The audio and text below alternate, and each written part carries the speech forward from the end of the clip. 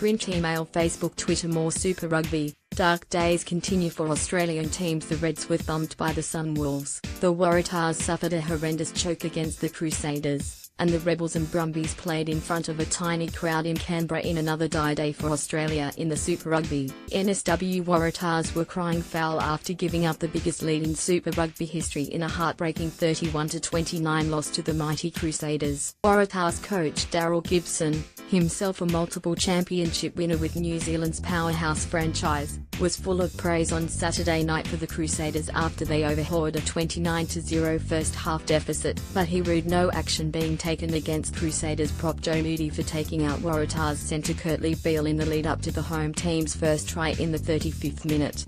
"That's an elbow to the throat of a player unprotected. It's a red card offence. The try should not be scored. The guy should not be on the field," former Wallaby-turned-Fox Sports analyst Rod Kafer said in commentary. Gibson was unable to hide his frustration after the Waratahs had to settle for a losing bonus point to retain their Australian Conference lead. "A couple of decisions proved really costly. Obviously the Joe Moody incident with the elbow, which the referees missed," he said. "In my book, it's an elbow to the head, so I'm sure the powers that be are looking at that. We need to start cheating better." Former Wallaby Stephen Hoyle said he was growing tired of Australia's Kiwi rivals pushing the limits of the law. "The reality is, we've got to start cheating better," Hoyle said on the Fox Sports coverage of the Waratahs Crusaders game. "That's what we as Aussies need to do. We need to start running players off the ball. We have to be a little bit craftier off the ball. That's what Australian rugby needs to do. We can't let the referee make all these decisions."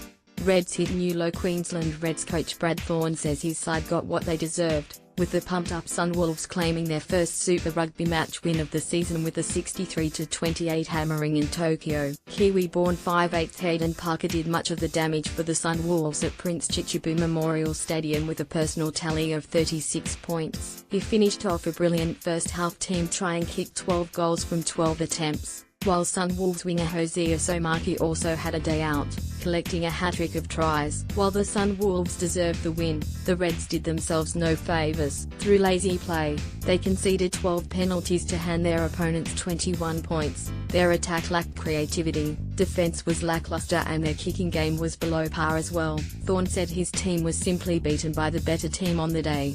"There was a lot of poor, basic footy out there and we got what we deserved," Thorne said. Hats off to Hayden Parker who scored 30-odd points. "The forwards were good, they were really good at the breakdown, so well done to them," Thorne said. "They were by far the better side." Second worst crowd ever turns out for Brumbies Rebels game. Those Super Rugby woes are extending off the field with the Brumbies playing in front of their second smallest crowd for a home game. Just 5,283 supporters turned out at Bruce Stadium on Saturday night for the ACT team's clash with rivals Melbourne. That figure sits only behind an attendance of 4,000 back in 1999 when the Brumbies smashed the South African-based Bulls, staring down the barrel of a sixth straight defeat. The Rebels overcame a 14-point deficit with 20 minutes remaining to bury the Brumbies 27-24. A Rugby League World Cup match between France and Lebanon attracted more fans, 5,492, at the same venue last October. While it was a cold Canberra night against the Rebels, the turnout for a conference derby is of concern to the Brumbies and Rugby Australia. It adds to the frustration of Australian teams losing 39 straight games against New Zealand opposition, with the second anniversary of the last win fast approaching.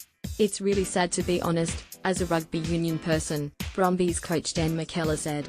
"It was obviously a cold, damp evening. Everyone in this room and here tonight wants the game to be thriving. The reality is at the moment it isn't. Our form is playing a part of that and I've got to front up and take ownership of that 100%.